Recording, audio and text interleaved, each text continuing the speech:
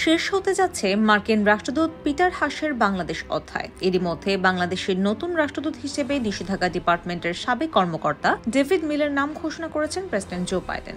দেশটির সরকারের নানা পর্যায়ের শুনানি এবং সিনেটে অনুমোদনের পর ডেভিড মিলের পদায়ন কার্যকর হতে সময় লাগবে আরও কয়েক মাস।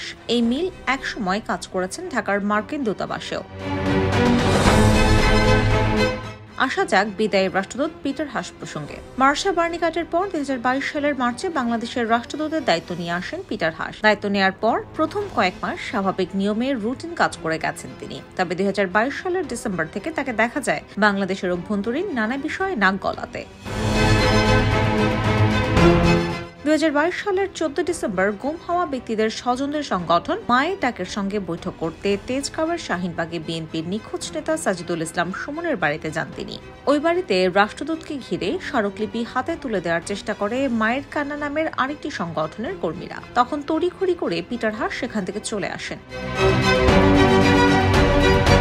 এই ঘটনা নিয়ে বাংলাদেশের রাজনৈতিক অঙ্গন উত্তপ্ত হয়ে ওঠে। পিটার হাসও পররাষ্ট্রমন্ত্রীর সঙ্গে জরুরি বৈঠক করে নিরাপত্তা উদ্বেগের বিষয় জানান। এর পরের বছর পুরোটাই বাংলাদেশের অভ্যন্তরীণ রাজনীতি নিয়ে নাওয়া খাওয়া ভুলে দৌড়ঝাঁপ করেন পিটার হাস। বেশিরভাগ সময় বাংলাদেশের বিরোধী রাজনৈতিক দলগুলো প্রকাশ্যে কখনো গোপনে পিটার হাসের সঙ্গে বৈঠক করেন।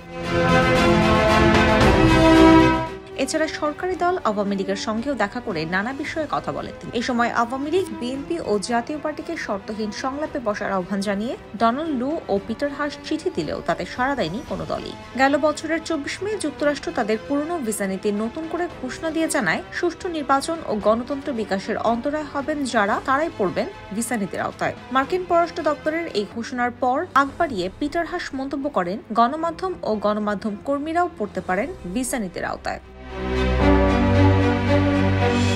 এভাবে সময় গড়াতে গড়াতে আসে বাংলাদেশের সাম্প্রতিক রাজনীতির আলোচিত দিন 28 অক্টোবর। ওই দিন ঢাকায় বিএনপির মহাসমাবেশ শান্তিপূর্ণ সকাল দিয়ে শুরু হলেও বেলা গড়িয়ে শেষ হয় চরম সহিংসতার মধ্য দিয়ে। এই ঘটনায় কার্যত নিষ্ক্রিয় হয়ে যান পিটার হাস। এ সময় শ্রীলঙ্কা হয়ে নিজ দেশে সফরের পর আর বাংলাদেশের রাজনীতি নিয়ে প্রকাশ্যে কোনো কথা বলতে দেখা যায়নি তাকে। যুক্তরাষ্ট্র বরাবরই গণতন্ত্র ও মানবাধিকারের কথা বলে অবাধ, সুষ্ঠু, নিরপেক্ষ ও গ্রহণযোগ্য নির্বাচন চাচ্ছিল। বিএনপি কিংবা তার সমমনাদের মতো নির্বাচনকালে তত্ত্বাবধায়ক সরকারের কথা মুখে না বললেও নিজেদের পছন্দ মতো সুশীলদের দিয়ে একটি সরকার গঠনের পায়তারা ছিল তাদের, এমন মত অনেক বিশ্লেষকের। 2007 সালে পিটার হাসের পূর্বসূরি প্যাট্রিসিয়া বিউটেনেস সফল হয়েছিলেন। গণতন্ত্রের বুড়ি আওড়ে এনেছিলেন সেনা সমর্থিত অনির্বাচিত সরকার প্রকাশ্যে, যার পরিচালনায় ছিল মার্কিনপন্থী সুশীলরা। অনেক বিশ্লেষকের মতে পিটার হাসও তেমন অ্যাসাইনমেন্ট পেয়েছিলেন তার দেশ থেকে। কিন্তু বাংলাদেশের রাজনীতিতে ভারতের নজিরবিহীন তোড়জোড় এবং গণতন্ত্রের চেয়ে আমেরিকা বিরোধী করে রাশিয়া ও চীনের প্রকাশ্য তৎপরতায় সফল হয়নি পিটার হাসের সেই mission. IBTV USA, New York.